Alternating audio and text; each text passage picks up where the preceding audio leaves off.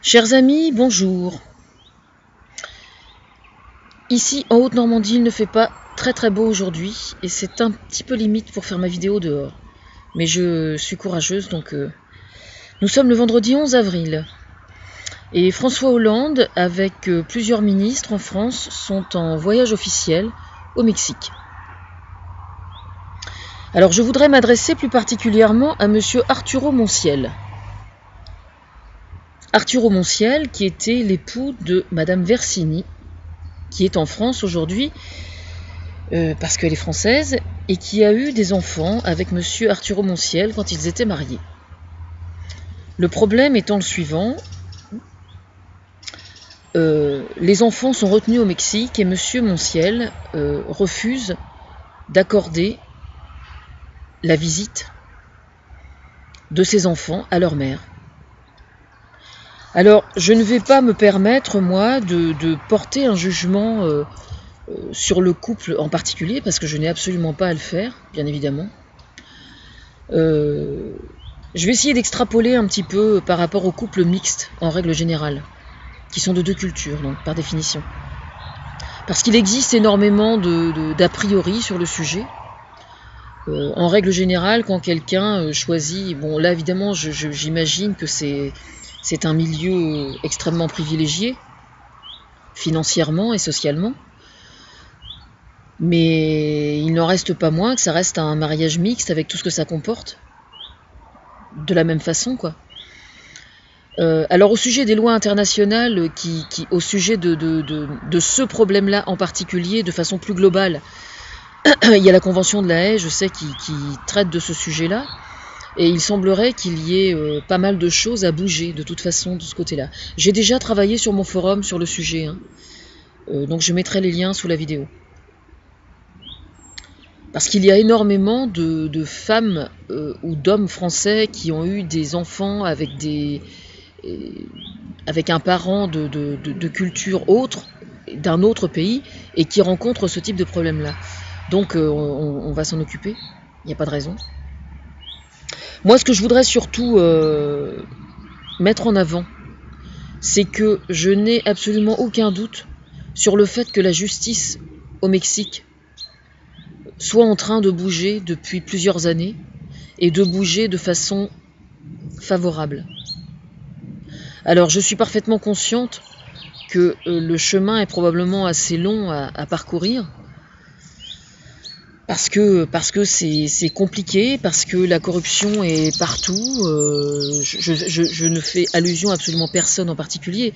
De façon générale, en Amérique du Sud, malheureusement, et en Amérique centrale, on sait que le degré de corruption est assez important. Mais moi, j'ai parfaitement confiance dans le fait que le président actuel a réellement un désir de voir sa justice fonctionner avec le moins de corruption possible. Et donc je suis absolument certaine que les juges vont revoir d'une certaine façon leur copie au sujet de ce couple-là en particulier. Maintenant, alors ça c'est pour la justice, hein. Ça c'est vraiment ce que je pense, j'ai aucun doute là-dessus. Moi j'ai un filleul qui est en Amérique centrale, au Nicaragua, et donc je suis très sensible à ce qui se passe en Amérique centrale et en Amérique du Sud. Notamment au Brésil, avec ce qui se passe avec les Raoni, la forêt amazonienne et tout ça. Je suis extrêmement attentive à ça parce que faut savoir, oui, il faut que j'explique en fait. J'ai appris l'espagnol quand j'étais au collège et j'adore ça, quoi. J'adore ça. Et j'ai très envie d'aller là-bas, dans tous les pays d'Amérique du Sud. J'ai très envie d'y aller. Voilà. Et donc au Mexique aussi, en fait. J'ai bien vu que madame Aurélie Filippetti faisait partie du voyage. Ce qui n'est pas anodin. Alors au sujet de monsieur Arturo Monciel, en fait ce qui se passe c'est que j'ai entendu la maman là, enfin j'ai regardé des vidéos sur la maman où elle explique que les enfants sont manipulés contre elle. Ce qui est peut-être vrai, je veux dire j'ai pas moi à porter de jugement là-dessus. Bon. Mais il y a une chose qu'il faut absolument savoir, c'est que à chaque fois qu'un couple, dans le cadre d'un divorce, empêche les enfants de voir l'un des deux parents en utilisant la loi internationale à son profit et au détriment de l'autre parent, il faut savoir que ça se retourne toujours contre le parent qui a exercé, qui a abusé de ce droit-là. C'est-à-dire que ce monsieur Arturo Monciel, il pense peut-être que parce qu'il fait partie d'une classe extrêmement privilégiée, il va pouvoir influencer ses enfants comme ça. Mais les enfants ne sont pas stupides. Quel que soit le degré de richesse qu'auront les enfants plus tard, ce papa va devoir rendre des comptes à ses enfants. Parce que les enfants finissent toujours, et c'est tout à fait normal, par juger leurs parents. Ils vont juger leur maman dans ce qu'elle a été en tant que mère avant le divorce. Ils vont juger le papa avant le divorce. Ils vont juger la maman après le divorce, dans la lutte qu'elle mène pour récupérer ses enfants. Et ils vont juger le papa qui empêche les enfants de voir leur maman. Et là, ça va faire très mal.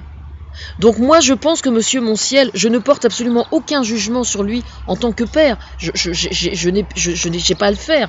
Je veux dire, ça n'est pas mes affaires. Je sais juste, j'observe simplement autour de moi. Et moi, à chaque fois que je vois des gens qui ont 20, 30, 40 ans, 50 ans même, et qui ont subi des divorces, des séparations, etc., à chaque fois que l'un des deux parents a utilisé les enfants dans le seul et unique but de nuire à l'autre parent, systématiquement, ils se reprennent leur histoire comme un boomerang 10-15 ans après, quoi. Et donc c'est extrêmement grave. Alors que c'est extrêmement grave pour les enfants. C'est-à-dire qu'en fait, ça fait beaucoup plus de mal aux enfants que ça ne fait de mal à la maman. Parce que la maman, elle sait qu'elle est dans son bon droit. Donc, au niveau de sa conscience, elle n'a rien à se reprocher de particulier. Elle se bagarre pour récupérer ses enfants. Mais les enfants, eux, par contre, eux, ils sont en train de trinquer. C'est ça le gros problème. À chaque fois qu'un des parents comme ça utilise les enfants pour régler ses comptes avec le père ou la mère, que ce soit dans un même pays, hein, ou que la loi internationale soit utilisée à ces fins-là, systématiquement ça se retourne toujours contre le parent. Moi je connais énormément de gens qui ont 20 ou 30 ans et qui ont énormément souffert de ce type de situation, et puis en général ils se mettent à péter les plombs, bien évidemment. Alors qu'en plus, s'ils vont très mal dans un milieu extrêmement friqué, vous avez toutes les chances de les voir évoluer côté drogue, alcoolisme, etc. Parce que quand on souffre et qu'on a beaucoup d'argent, en général, c'est un mariage qui est jamais très très bon, hein. Quand on souffre et qu'on est pauvre à la campagne, on peut arriver à passer à côté, mais quand on est riche, franchement, faut faire très attention, hein. Ça, faut le savoir quand même, hein. Mais à chaque fois, ce qui se passe, en fait, c'est que les enfants, à partir du moment où ils vont mal, ils cherchent à comprendre pourquoi ils vont mal, pourquoi ils souffrent, pourquoi ils cherchent à fuir leur souffrance. Et qu'est-ce qu'ils font? Ils mènent leur enquête eux-mêmes. Ils demandent rien à personne, hein. Ils vont mener leur enquête. Et qu'est-ce qu'ils vont s'apercevoir? Ils vont s'apercevoir que papa a quand même pas été très clair, et ça, à mon avis, c'est extrêmement dommageable. C'est-à-dire qu'il ne faut pas s'imaginer que l'on peut faire comme ça ce que l'on veut avec ses enfants. Les enfants sont capables de penser par eux-mêmes. Et une mère qui est une bonne mère, les enfants finiront toujours par le savoir qu'elle a été une bonne mère. Voilà. Si elle a des choses à se reprocher, si elle a fait des choses qui ne sont pas claires, ils le sauront aussi. Ils sauront très très bien y voir clair. Il n'y a aucun souci. Donc moi je pense qu'il faut vraiment faire un effort pour essayer de trouver un terrain d'entente. Voilà. Ça pour moi c'est absolument... moi je suis absolument certaine que la justice va trouver un moyen de proposer une solution amiable. Mais encore faut-il que monsieur en ait envie. Et encore faut-il savoir si monsieur a vraiment envie de considérer que l'avenir de ses enfants est ce qui doit vraiment prévaloir par rapport à tout le reste. Parce que c'est des enfants dont il est question là. C'est des enfants dont il est question. Et c'est à eux qu'il faut penser. La double culture, c'est une richesse pour un enfant. C'est une richesse si on ne l'en empêche pas. Si on l'en empêche, c'est là qu'il souffre. Et c'est pas normal. C'est pas normal. Ça, c'est valable pour tous les enfants qui ont une double culture.